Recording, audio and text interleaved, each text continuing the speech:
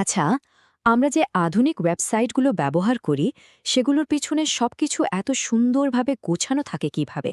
মানে এত শক্তিশালী বা থাকে কিভাবে? আজ আমরা ঠিক এটাই দেখব। জানব সার্ভলেটস আর জেএসপির মধ্যেকার সেই দারুণ সহযোগিতার গল্পটা। তো চলুন এই প্রযুক্তির একেবারে ভেতরে ঢোকে এর রহস্যটা ভেদ করা যাক। কখনো কি ভেবেছেন এত যে জটিল সব ওয়েবসাইট তৈরি হয় তারপরেও সবকিছু কেমন যেন একদম টিপটপ থাকে, কোনো গোলমাল হয় না? কিভাবে সম্ভব এটা? আসলে এই প্রশ্নের উত্তরটাই কিন্তু লুকিয়ে আছে সার্ভলেট আর জেএসপির একটা দারুণ যুগলবন্দির মধ্যে। শুনুন, ওয়েব ডেভেলপমেন্টের একেবারে শুরুর দিকে ব্যাপারটা কিন্তু বেশ অগোছালো ছিল। মানে খুবই জটিল। একদিকে ডেটা প্রসেস করার জন্য কোড, আর একদিকে ব্যবহারকারীরা স্ক্রিনে যা দেখবে মানে সেই ডিজাইনের কোড, সবকিছু একেবারে জগা খিচুড়ি হয়ে থাকত একটাই ফাইলে। একটু ভাবুন তো, সামান্য একটা বদল আনতেও পুরো কোড তন্ন তন্ন করে খুঁজতে হতো। সে এক দুঃস্বপ্নের মতো ব্যাপার ছিল সত্যি। তো এই যে বিশৃঙ্খল অবস্থা, এর সমাধান হিসেবেই আসলো দুটো বিশেষ প্রযুক্তি, সার্ভলেটস আর জেএসপি। আর এরা প্রত্যেকেই কিন্তু এক একটা কাজের জন্য স্পেশালিস্ট।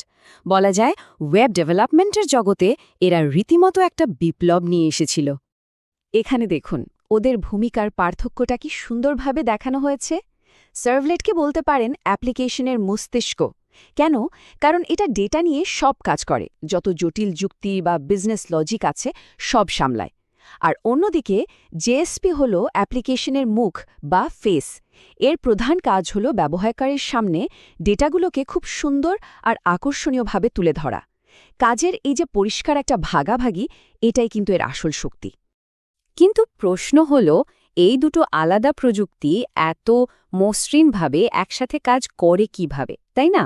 হ্যাঁ, এর জন্য একটা খুব ভালো কাঠামো বা আর্কিটেকচারের দরকার হয়। আর সেই বিখ্যাত কাঠামোটার নামই হল মডেল ভিউ কন্ট্রোলার, কিংবা সংক্ষেপে আমরা যাকে বলি এমভিসি।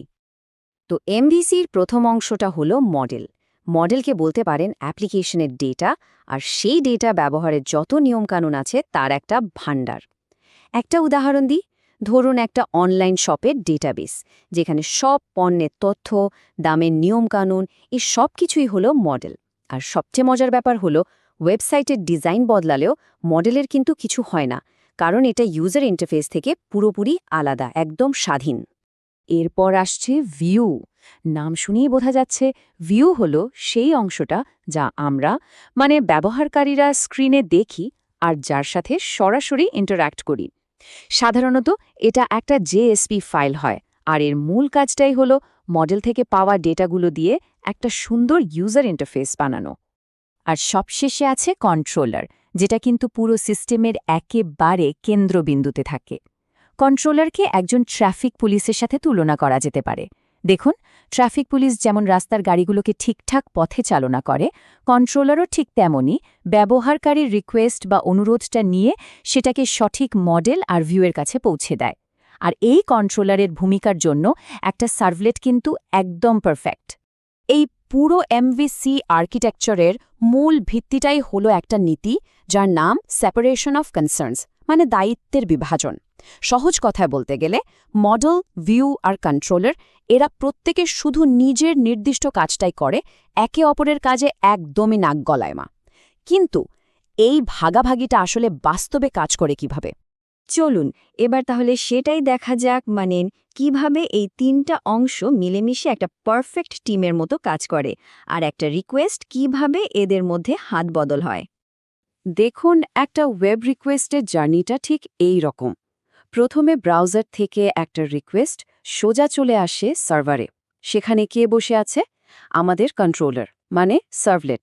সে রিকোয়েস্টটা ধরে ফেলে। এরপর সে মডেলের সাথে কথা বলে, প্রয়োজনীয় ডেটা নিয়ে আসে বা দরকার হলে ডেটা আপডেট করে দেয়। তারপর কি হয়? সার্ভলেট সেই ডেটাগুলোকে একটা প্যাকেজের মতো করে, যেটাকে আমরা বলি রিকোয়েস্ট অবজেক্ট, সেটার মধ্যে ভরে ফেলে। এর পরের ধাপটা খুব গুরুত্বপূর্ণ। সার্ভলেট পুরো রিকোয়েস্টটা ডেটা সহ একটা নির্দিষ্ট জেএসপির কাছে ফরওয়ার্ড করে দেয়, আর একদম শেষে সেই জেএসপি বা ভিউ ডেটাগুলো ব্যবহার করে সুন্দর একটা ফাইনাল এইচটিএমএল পেজ তৈরি করে ব্রাউজারে পাঠিয়ে দেয়। ব্যাস, কাজ শেষ। দেখলেন তো পুরো প্রক্রিয়াটা কি দারুণ গোছানো, কিন্তু প্রশ্ন হলো এই কাঠামোটা ব্যবহার করার আসল ফায়দাটা কি? এর আসল শক্তিটা কিন্তু লুকিয়ে আছে ওই যে বললাম দায়িত্বের ভাগাভাগির মধ্যেই। এর সুবিধাগুলো কিন্তু অনেক। প্রথমত, কোড যেহেতু আলাদা আলাদা থাকে, তাই কোনো ভুল খুঁজে বের করা বা আপডেট করা অনেক সহজ হয়ে যায়। দ্বিতীয়ত, লজিক আর প্রেজেন্টেশন আলাদা হওয়ার কারণে ব্যাকএন্ড ডেভেলপার আর ফ্রন্টএন্ড ডিজাইনাররা একই সময়ে যার যার কাজটা করে ফেলতে পারে। মানে ডিজাইনাররা যখন ওয়েবসাইটের লুকস নিয়ে কাজ করছে, তখন ডেভেলপাররা পর্দার আড়ালে লজিকটা বানাচ্ছে। এতে কাজ অনেক দ্রুত এগোয়। আর শুধু তাই না, একই ডেটার জন্য একাধিক ভিউও বানানো যায় খুব সহজে। ধরুন একটা ওয়েবসাইটের জন্য আর একটা মোবাইল অ্যাপের জন্য খুবই ফ্লেক্সিবল একটা ব্যাপার।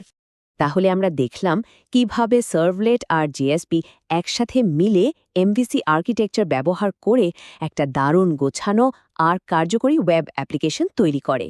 কিন্তু শেষে একটা প্রশ্ন রেখে যাই, লজিক আর প্রেজেন্টেশনকে আলাদা রাখার এই যে ক্লাসিক আইডিয়াটা, এটা আজকের দিনের সবচেয়ে জনপ্রিয় ওয়েব ফ্রেমওয়ার্ক যেমন ধরুন স্প্রিং বা রিয়্যাক্ট, এদেরকে ঠিক কিভাবে প্রভাবিত করেছে বলে মনে হয়? এটা কিন্তু ভেবে দেখার মতো একটা ব্যাপার, তাই না?